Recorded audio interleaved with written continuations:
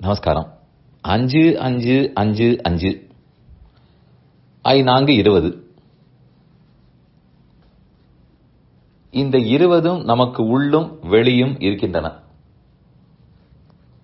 தினமும் நமக்கு தெரிஞ்ச விஷயம்தான். ஆனால் ரொம்ப சுவையான விஷயம். நம்முடைய அறிவு புலன்கள், அறிவை பெற்றுக் கொடுக்கும் புலன்கள் 5. எல்லாமே நம்ம முகத்திலேயே இருக்கின்றன. கண்ணு, காது, மூக்கு, நாக்கு, தோல், 5. இதுதான் முதல் 5. இது நம்மிடத்தில் இருக்கக்கூடிய 5. இது போல செயல் புலன்கள் இன்னொரு 5 நம்மிடத்தில் உள்ளன. பேச்சு, கை, கால், மலம் கழிக்கும் துவாரம், மூத்திரம் தண்ணீர் கழிக்கும் துவாரம். ஆக 5. இந்த 5ம் செயல் புலன்கள், கர்மங்களை செய்வதற்காக. முதல்ல சொன்ன 5 அறிவு புலன்கள், பார்த்து தெரிந்து கொள்வதற்காக. கேட்டு தெரிந்து கொள்வோம், சுவைத்து தெரிந்து கொள்வோம், முகர்ந்து தெரிந்து கொள்வோம். இதெல்லாம் அந்த 5. இந்த 5ம் நம் சரீரத்தில், நம் உடலில் இருக்கின்றன. இந்த 10க்கும் தலைவர் மனம், அவரும் நமக்குள் தான் இருக்கிறார். இது தவிர இந்த 5 10க்கு விஷயமாக இருக்கக்கூடிய, இலக்காக இருக்கக்கூடிய இன்னொரு 5 10. அது வெளியிலே இருக்கிறது. மொத்த பிரபஞ்சத்திலும் நிறைந்திருக்கிறது. எவை? பஞ்சபூதங்கள். நிலம், நீர், தீ, காற்று, திறந்த வெளி, ஆகாயம். இந்த 5. இந்த 5க்கும் நம்முடைய 5 புலன்களுக்கும் தொடர்பு இருக்கிறது. பார்ப்போம். அந்த கடைசி 5 தெரிந்து கொண்டு விட்டால் தொடர்பு புரிந்துவிடும். கடைசி 5 ஐம்பூதங்களுடைய பண்புகள். ஆகாயத்தின் பண்பு சத்தம், சப்தம், ஒலி. வாயு, காற்று, தொடு உணர்ச்சி. அடுத்து நெருப்பு, பளபளப்பு, உருவம், அதான் ரூபம். தண்ணீர், சுவை, அது 4வது. கடைசி பூமி, கந்தவதி, பிருத்திவி, வாசனை. மண் வாசனைன்னு சொல்லவில்லையா? இதைத்தான் சப்த, ஸ்பரிச, ரூப, ரச, கந்தம்னு சொல்லுவோம். நிலம், நீர், தீ, காற்று, ஆகாயம். அதற்குண்டானது கந்தம், அதாவது வாசனை, மனம்.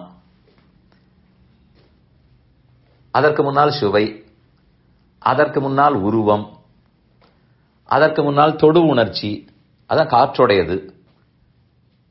ஆகாயம், சத்தம், ஹோங்கிற சத்தம். இந்த 5 வெளியில் இருப்பவை. இந்த 5ஐயும் பிடிப்பதற்கு நம்மிடத்தில் 5 இருக்கிறதே. அதான் கண்ணு, காது, மூக்கு, நாக்கு, தோல். நம்மில் இருக்கும் தோலுக்கும் தொடு உணர்ச்சிக்கும் சம்பந்தம். அதுதான் காற்றினுடைய பண்பு.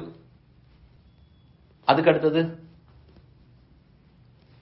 சப்த, ஸ்பரிச, ரூப, ரச, கந்தம்னு சொன்னேன். முதல் அந்த வரிசையிலே பார்ப்போம்.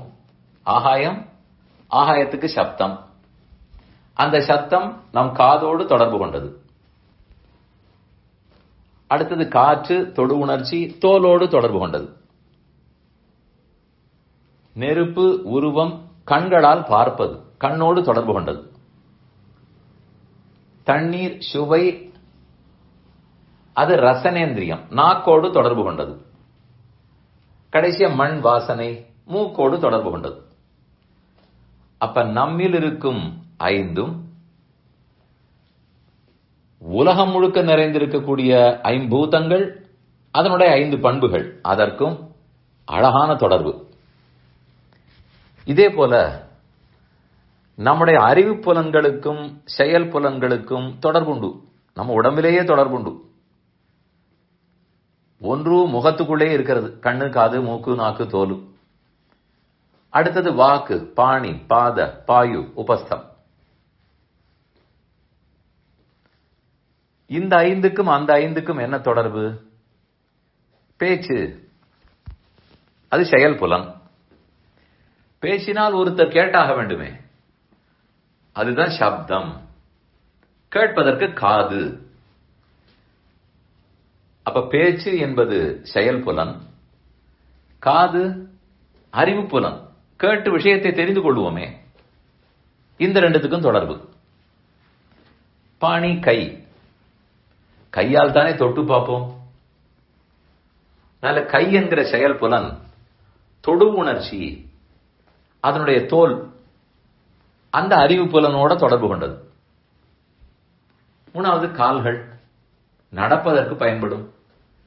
கண்ணால் ஒன்றை பார்த்து விட்டால் அந்த வழியை பார்த்து கொண்டு அதை நோக்கித்தானே நடப்போம். அதனால் கண்ணால் பார்ப்பதற்கும் இந்த காலுக்கும் தொடர்பு. அப்புறம் கடைசி 2 மல ஜலம் கழிக்கும் துவாரங்கள். அதுல தண்ணீர், சந்தேகமே வேண்டாம். தண்ணீரை பருகுகிறோம், தண்ணீரை பெருக்குகிறோம். அதனால் நம்முடைய ஜலம் கழிக்கும் துவாரத்துக்கும் தண்ணீருக்கும் தொடர்பு. அந்த தண்ணீர் ரசனேந்திரியம், சுவை. இந்த 2 முடிந்ததா? இனி கடைசி பிருத்திவி. பிருத்திவிதான் மண்ணு. மண்ணிலிருந்து விளைந்த அன்னத்தை உண்டுதான் மலத்தை பெருக்குகிறோம். அதனால் அதற்கும் தொடர்பு. இப்படி 5 5 5 5, இது ஒரு 20 போல் இருக்கிறது.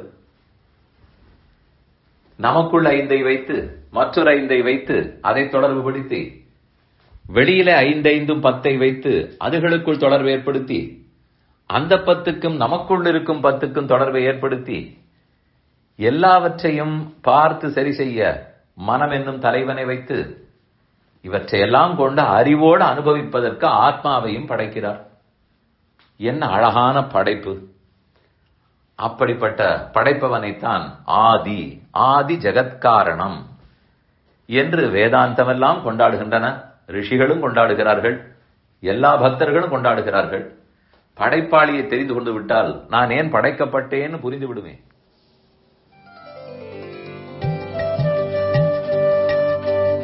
இந்த என் பணி ஆடியோவை உங்களுக்காக வழங்கியவர் வேலுக்குடி ஸ்ரீ கிருஷ்ணன் சுவாமி. இந்த ஆடியோவை தினமும் உங்கள் மொபைலில் பெற கிஞ்சித் என் பணி KINCHITENPANI என்ற ஆப்பை கூகுள் பிளே ஸ்டோரிலோ அல்லது ஆப்பிள் ஐஸ்டோரிலோ டவுன்லோட் செய்து கொள்ளவும். தினம்தோறும் இது போன்ற உபன்யாசங்களை கேட்டு மகிழவும்.